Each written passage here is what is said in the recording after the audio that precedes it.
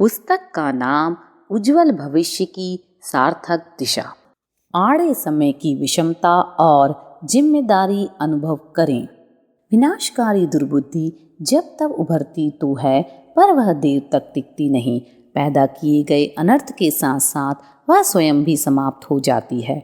माचिस की एक तीली चपेट में आने वाले घर मोहल्ले को जला तो देती है, पर साथ ही साथ यह भी निश्चित है कि तीली बच स्वयं भी नहीं पाती। दूसरों को जलाने के लिए उत्पन्न हुई दुर्बुद्धि उस उद्गम को भी समाप्त करके रहती है जहाँ से वह उपजी थी। हवा में चक्रवात, तूफान, अंधड़ तब जब आते हैं, यदि वह सदा ही बने रहें तो फिर कहीं स्थिरता टिक ही ना पाए। नियति का निर्धारण है कि उपद्रवी उन्माद देर तक टिकने ना पाए। नदियों में पड़ने वाले भंवर होते तो बड़े भयंकर और सशक्त हैं, अपनी चपेट में आने वाली अच्छी खासी नावों तक को उलट देते हैं।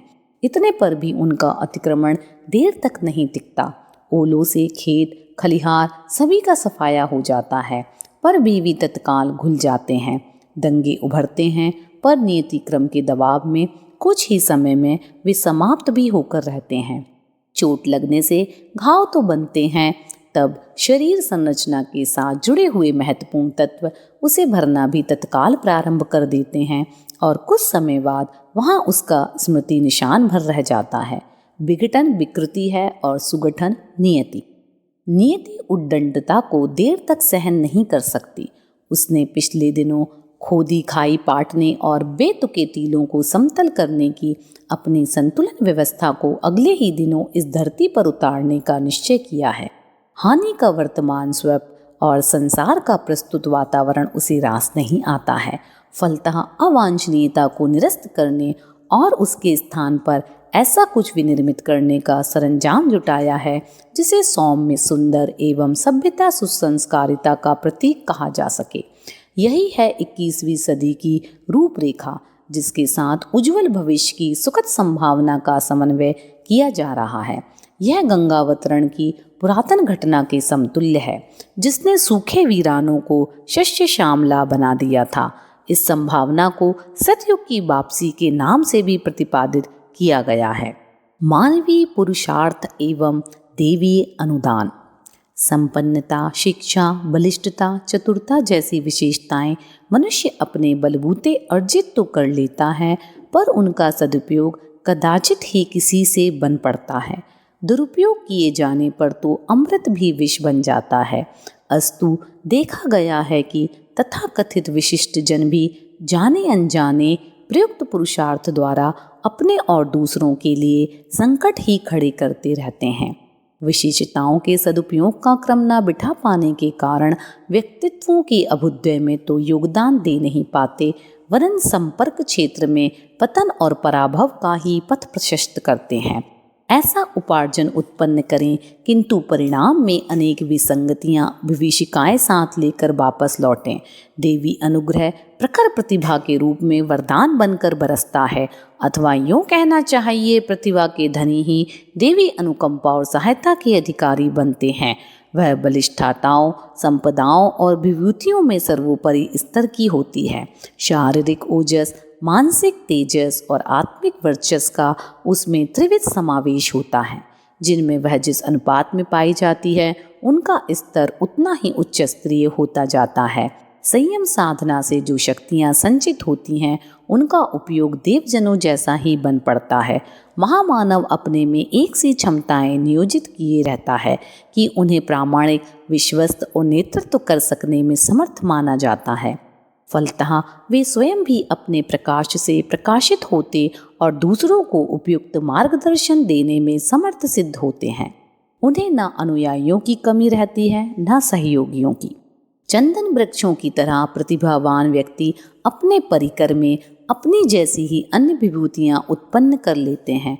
फलतः सृजन प्रयोजनों में काम आने वाली प्रतिभाओं का अभाव भी उन्हें नहीं अखरता और उन संकल्पों को चरितार्थ कर दिखाते हैं जिनके संबंध में यही आम धारणा रहती है कि उन्हें कोई देवमानव ही संपन्न कर सकेंगे। स्वार्थरत मनुष्य तो मात्र क्षुद्रता, दुष्टता और भ्रष्टता का ही परिचय देता देखा गया है, जिनका चिंतन, चरित्र, नियोजन, निर्धारण एवं पराक्रम उच्च स्तरीय बन पड़े, उन्हें नर रूप में नारायण की अनुकंपा के श्रेयाधिकारी होने का मान दिया जाता है। देखा भी गया है कि देव मानवों का वर्ग ही उच्च स्तरीय प्रयोजनों को पूरा कर सकने का साहस जुटाता है और उन्हें पूरा कर दिखाता है। युग परिवर्तन की इस अभूतपूर्व बेला में भगवान द्वारा नियोजित निर्धारणों को पूरा करने में मात्र प्रखर प्रतिभाएं ही समर्थ होंगी। उन्हीं के द्वारा ऐसे क्रियाकलाप अगले दिनों संपन्न होंगे जिन्हें साधारण जन परिस्थितियों को देखते हुए असंभव जैसा मानते हैं। विश्व इतिहास साक्षी है कि प्रतिभाओं का चुंबकत्व इतना प्रचंड होता है कि वे अभिष्ट साधनों और सहयोगियों को न जाने कहां से खींच बुलाते हैं और उन कामों को संपन्न करते हैं जो सर्वसाधारण को अद्भुत, आश्चर्यजनक और चमत्कार जैसे प्रतीत होते हैं। बड़े कार्यों के लिए सशक्त प्रयास। अगले दिनों बड़े काम संपन्न होने जा रहे हैं, बड़े प्रचलन आरंभ होने हैं और सबसे बड़ी बात है कि समय की प्रवाह धारा को उलटकर सीधा किया जाना है। यह नियोजन किसी सीमित क्षेत्र या वर्ग का नहीं, वरन इतना विस्तृत है कि उसके आंचल में समाये विश्व समुदाय के करोड़ों मानवों और उनकी दिशा धाराओं में प्रायः आमूल चूल स्तर का परिवर्तन प्रस्तुत किया जा सके। यह सब दिव्य प्रतिभाओं के पराक्रम से ही संभव हो सकता है। उसका उपार्जन, अभिवर्धन हर उदार चेता और संयमशील के लिए संभव है।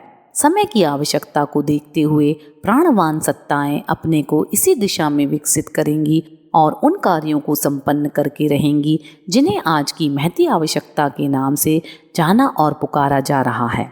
ऐसे अवसरों पर, युग परिवर्तनों के अवसर पर देवी सत्ता को अपनी महती भूमिका संपन्न करते हुए, अनादायित्व निभाते हुए अनादिकाल से देखा गया है। अवसर इसी प्रयोजन के लिए होते रहे हैं। वे प्रभाव परिवर्तन के रूप में होते हैं और उसमें प्रतिभा संपन्नों की प्रत्यक्ष भूमिका काम करती है। अदृश्य सत्ता तो मात्र प्रेरणाएं और उमंगे भर निस्तृत करती हैं। क्रिया प्रक्रिया तो मानव शरीर ही संपन्न कर पाते हैं। उनमें भावनाशील मनस्वी नर नारी की महती भूमिका संपन्न करते रहते हैं और अपने नेतृत्व में अनेकानेक वरिष्ठ जनों को अपना सहयोगी बनाते रहे हैं। इस बार भी ऐसा ही कुछ होने जा रहा है। नियति ने अपना काम जोरों से करना आरंभ कर दिया है। उसके कारण बन पड़ने वाली सुखद संभावनाओं का श्रेय लेने के लिए उत्साही जन अधिक तत्परतापूर्वक आगे आ रहे हैं। समर्थ नैष्टिक प्रतिभाएं उन महत्वपूर्ण कार्यों के उत्तरदायित्व संभालेंगी जिन्हें मुक्त कर्ण से सराहा और अनुकरणीय, अभिनंदनीय ठहराया जा सके। 21वीं सदी के साथ जुड़े हुए उज्जवल भविष्य को लोक व्यवहार में अविच्छिन्न रूप से समाविष्ट करने के लिए भी ऐसी ही प्रतिभाओं का बसंती उल्लास बिखर रहा है, जिसे एक शब्द में युग पुरुषों के प्रकटीकरण की बेला कहा जा सके। गांधी युग में भी चमत्कार कर दिखाने के लिए ऐसा ही नेतृत्व वरिष्ठ जनों ने सर्वसाधारण को प्रदान किया था। बुद्ध काल के धर्म चक्र प्रवर्तन में भी ऐसे ही मनस्वियों का साहस भरा पराक्रम देखते देखते सुविस्तृत भूखंड पर छाया था।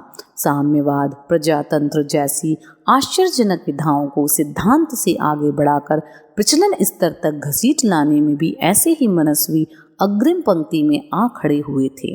उनने तात्कालीन क्रांतियां संपन्न करने में अपना आश्चर्यजनक योगदान प्रस्तुत किया था। महान परिवर्तनों में प्रायः ऐसे ही महामानवों की भूमिकाएं प्रमुख रहती रही हैं। अपने समय का युग परिवर्तन भी ऐसे ही वरिष्ठ प्रतिभाओं के बलबूते संपन्न होगा। नेतृत्व की क्षमता जिनमें होती है, उन्हें सहयोगी साथियों की भी कमी नहीं रहती।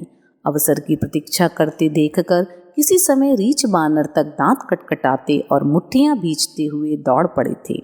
युद्ध कला की जानकारी और शस्त्र संचालन की साधन सामग्री उनके पास थी नहीं, फिर भी उत्साह तो उत्साह जो ठहरा। आदर्शों से अनुप्राणित भाव संवेदना भी कुछ ऐसी ही होती है। उनके उभरने पर अशक्त समझे जाने वालों को भी सर्वसमर्थों की तरह पराक्रम प्रकट करते देखा गया है। समय की आवश्यकता ऐसी प्रतिभाओं को झकझोरने और नए सिरे से विनिर्मित, प्रशिक्षित, परिपक्व करने में समूची सक्रियता समेटकर प्रयत्नरत रहती देखी जा सकती है। देवी प्रेरणा किस प्रकार अवसर विशेष पर परिष्कृत प्रतिभाओं का समुच्चय एकत्र कर दिखाती है, उसका एक उदाहरण यहाँ प्रस्तुत है। सन 1958 में गायत्री तपोभूमि मथुरा के तत्वाधान में सहस्त्रकुंडीय गायत्री महायज्ञ संपन्न हुआ था। उसमें प्रायः 4 लाख धर्म प्रेमी एकत्रित हुए थे। सभी को आगामी 30 वर्ष तक अपनाए रहने के लिए कुछ कार्यक्रम सौंपे गए थे। अग्नि की साक्षी में उन्होंने निर्धारित धर्म प्रयोजनों की पूर्ति के लिए व्रत लिए और उन्हें पूरा करने के लिए सन 1988 तक 30 वर्ष तक उन व्रत संकल्पों की पूर्ति के लिए लगे रहे। वह पिछली पीढ़ी अब जरा जीर्ण हो गई। नई पौध को इसका स्थान लेना है। अब से लेकर सन 2000 तक ऐसी ही प्रतिभाओं को खोजा और परिपक्व किया जा रहा है।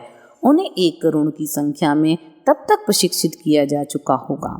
युग संधि पुरस्चरण की पूर्णाहुति में 1 करोड़ साधकों को वैसे ही उद्देश्य से एकत्रित किया जाएगा जैसे कि सन 58 में तत्कालीन योजना कार्यान्वित करने के लिए किया गया था।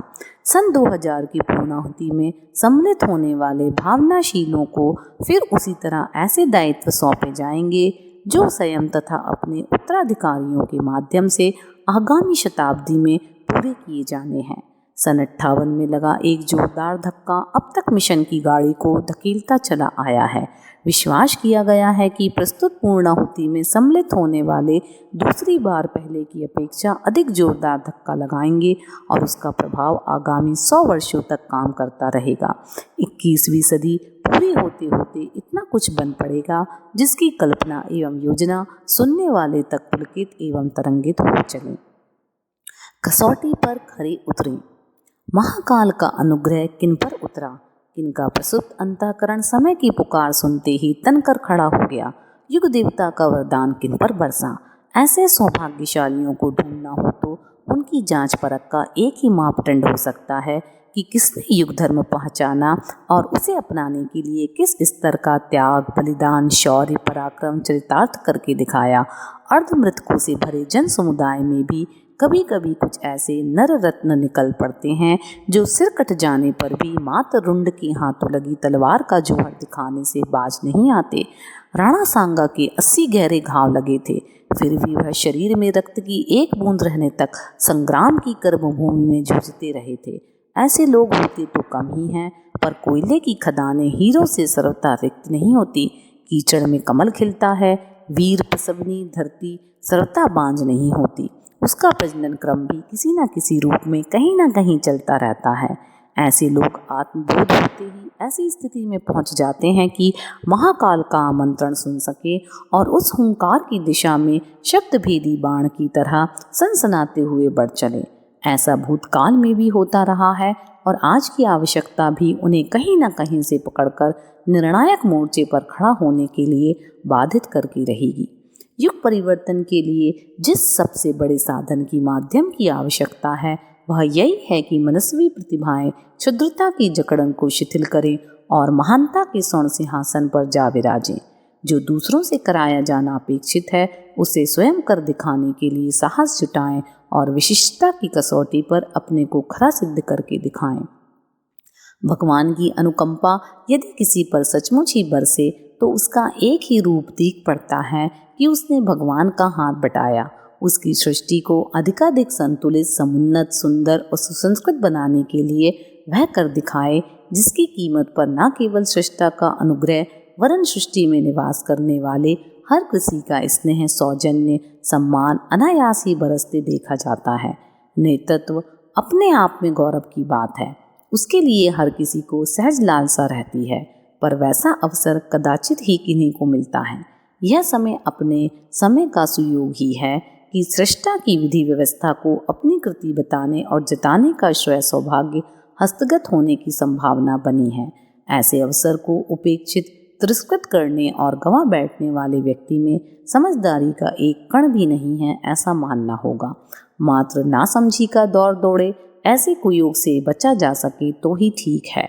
विश्व वसुधा पर छाई हुई अनेकानेक समस्याओं के समाधान और संकटों के निराकरण का ठीक यही समय है। पौरुष और गौरव प्रकट करने के अवसर सदा नहीं होते। जो समय की गरिमा को पहचानते और ठीक समय पर ठीक कदम उठाने की समझदारी का प्रदर्शन कर पाते हैं उन्हीं को संतोष, उल्लास, आनंद और अभिनंदन का सुयोग मिलता है।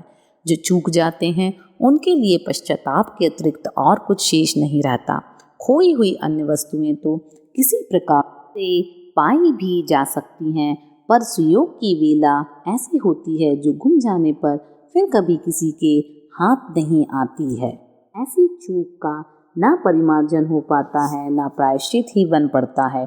युग संधि का वर्तमान समय ऐसा है जैसा सृष्टि के अनादिकाल से लेकर अब तक कदाचित ही आया हो और भविष्य में कदाचित ही कभी आने की संभावना हो।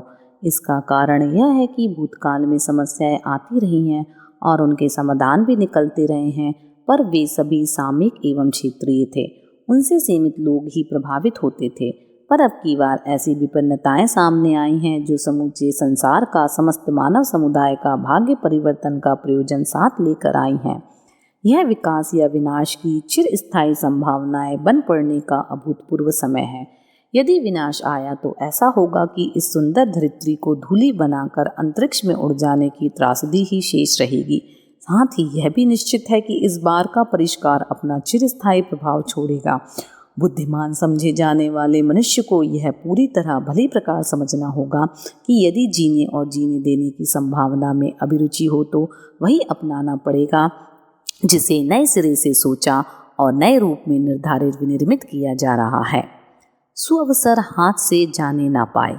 यह एक सुनिश्चित संभावना इसलिए कही जा रही है कि दिव्य दृष्टा मनीषीगण भी अनादिकाल से ऐसे परिवर्तन की बात कहते आए हैं। प्रस्तुत बेला, जिसमें एक दशक ही नहीं, सदी ही नहीं, सहस्त्राब्दी बदलने जा रही है, सभी क्षेत्रों के चिंतकों द्वारा विशिष्ट मानी गई है।